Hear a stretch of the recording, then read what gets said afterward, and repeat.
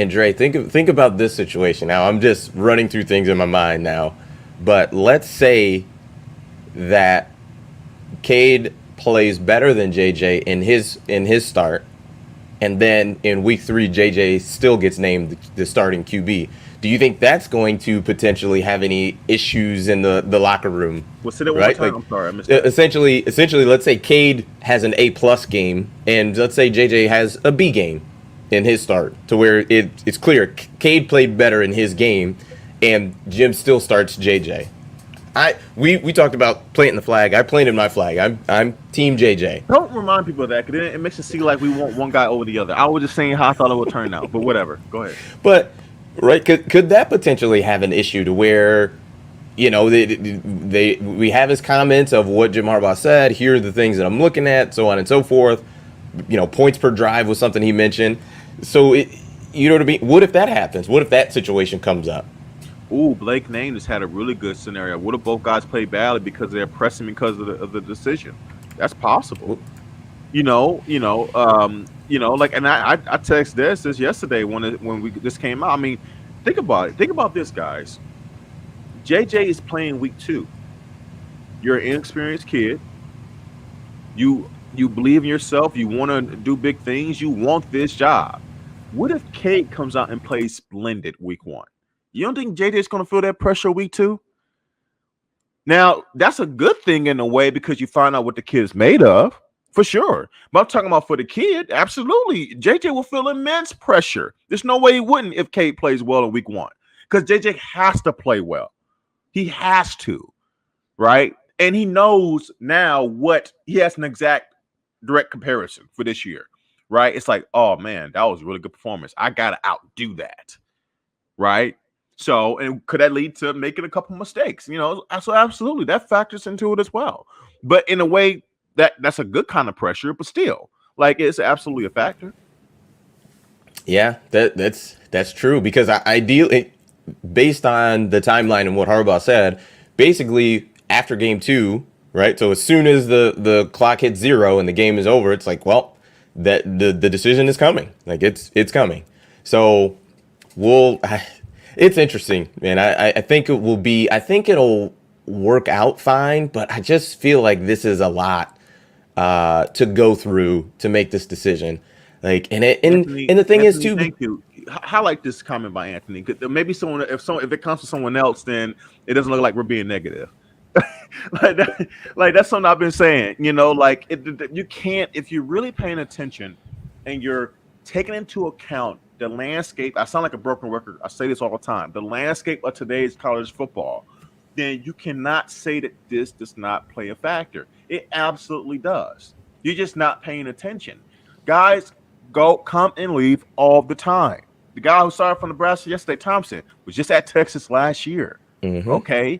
Like he has a new starting job, right? Like he just left a good coach and a program that at least has the potential of being good in Texas to go to Nebraska of all places. Okay. So look, I mean, it just is what it is. Like they're absolutely trying to appease both guys because if you weren't, especially McCarthy, because if you were not, then you would have mixed them in the way you did last year, right? You wouldn't have, prolonged just the way you have. You're trying to make sure you keep both, make guys happy so you don't risk them leaving. And of course, you don't want them to. What coach doesn't want 2 starting quarterbacks, in case of an injury, right? But it is what it is. Yeah, and Rod Favre puts, there's no way they do this if they had a tougher out of conference schedule. I agree. But that's the benefit of having this schedule and this situation of we're not sure who's going to start. But I agree with Rod Favre. If you are starting off with who the heck, Wake Forest. If Wake Forest was game 1, you would have already decided who your quarterback was. You wouldn't be doing this back and forth. Maybe you would play both of them, but I would lean towards there would be a named starter, QB1, and then, potentially where we may throw both guys out there. But, I agree with it, but that's the benefit that you get with having this schedule this year. So, you just kind of got to roll with it.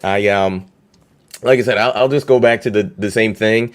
I feel like the sentiment is that the staff is I think this is my opinion. I think the staff is going to name JJ as QB1, and I'll repeat it again. If that is the case, and you're about 95% sure of it, just make the call. Just do it from day one. Rip Do the it from day Band-Aid one. off. Yes, rip it off and let's just go. Like like Jim Harbaugh has the right to do that. He's the head coach here. He's coming off a playoff appearance, a conference championship, beat Ohio State.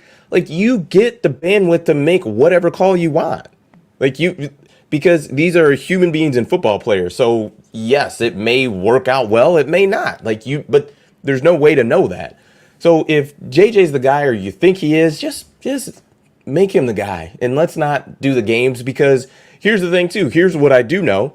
Jim Harbaugh does not want to field questions after game one about, well, where do you feel like the evaluation is? And I'm pretty sure he doesn't want to field during the week of his media session, things of that nature. I'm sure he doesn't want to answer these questions. Well, guess what? If a decision was already made, you wouldn't have to. Like in after week 2, I guarantee post game, Michigan wins 50-0.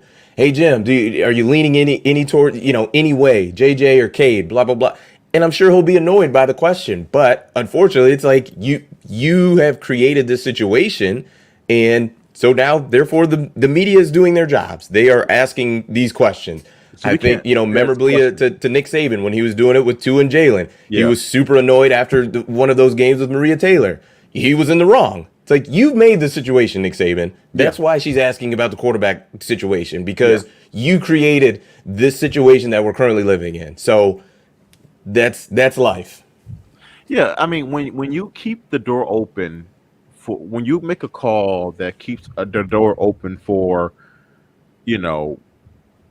different options, right?